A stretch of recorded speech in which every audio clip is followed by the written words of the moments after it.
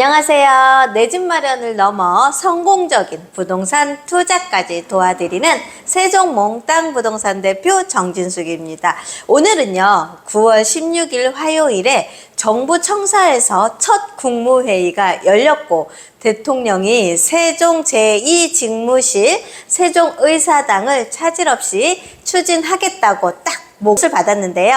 오늘은 이 뉴스를 가지고 세종시 부동산의 단기 신호 효과를 어떻게 주는지 땅야와 쉽게 알려드리겠습니다. 땅야야, 안녕. 안녕하세요, 대표님. 오늘 명쾌하게 딱딱 꼬집어서 답변 부탁드리겠습니다.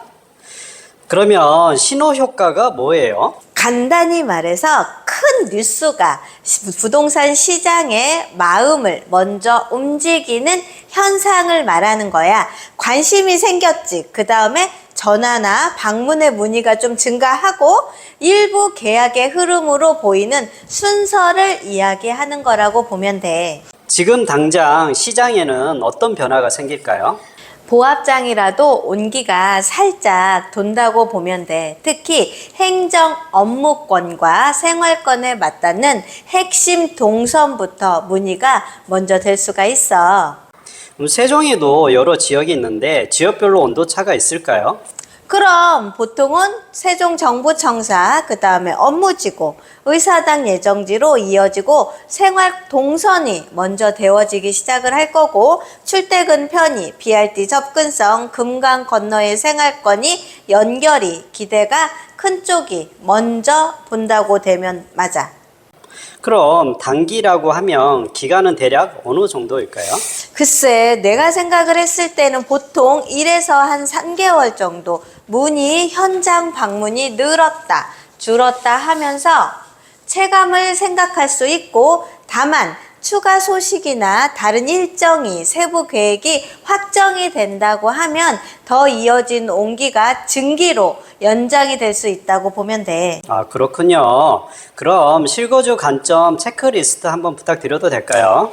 첫 번째로는 출퇴근 시간, 집과 직장 또는 학교와 집이 왕복 시간을 실제로 찍어봐서 BRT 간선 노소 인근의 러시아워시를 기준으로 체크를 하면 되고, 생활 편의로 봤을 때는 병원, 상가, 대형 마트 등이 있고 공원의 동선을 내 생활에 맞는지 체크를 하고, 공차의 변수로 인해서 향후 공사로 인한 소음이라든가 교통의 통제 등을 생각해서 통행이 가능한지를 체크하면 될 것 같아.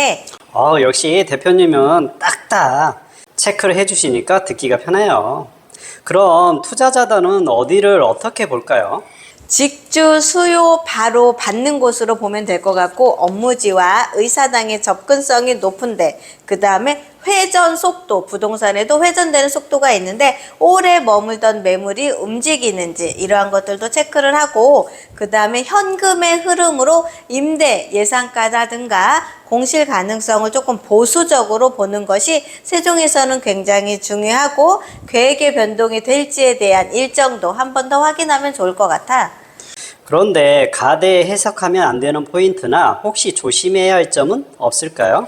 심리는 빠르다, 인프라는 느리다라는 말이 있듯이 발표와 실제 진행되는 사이에는 절차가 있어. 그래서 지금 벌써 크게 오른다라는 식의 기대는 금물로 생각해야 되고, 생활의 만족도와 내 자금 계획이 먼저 제일 체크해야 될 사항이지. 오늘 당장 할 수 있는 저희가 바로 할 일 같은 건 있을까요? 나의 생활 지도 만들기, 집, 직장, 학교, 병원, BRT 표시 등 이러한 것들을 좀 체크를 하고, 전화로 방문을 하고, 그 다음에 현장의 온도, 현장의 상황, 현장의 체감들을 좀 체크를 하고, 출퇴근 왕복 시간과 이러한 것들을 실질적으로 체크를 하고, 그 다음에 대출, 나의 현금 흐름, 내가 보유를 했을 때, 임대를 놨을 때, 월세를 했을 때의 가능성을 수치화해서 이거대로 움직이는 액션이 있으면 좋을 것 같아. 어디든 냉탕이란 말이 있는데 정말 따뜻한 구역을 고르는 공식이 있을까요? 이슈의 연동성, 접근성, 현장의 온도, 이 세 가지를 겹치는 곳을 먼저 보고 생활의 만족도까지 생각을 하면 합격일 것 같은데? 그럼 이제 마지막으로 한 문장으로 저희에게 조언 한번 부탁드립니다. 뉴스는 마음을 데우고 생활은 발을 결정해. 직접 걸어서 보고 결정하면 실수가 줄어들기 때문에 이 말을 꼭 명심했으면 좋겠어.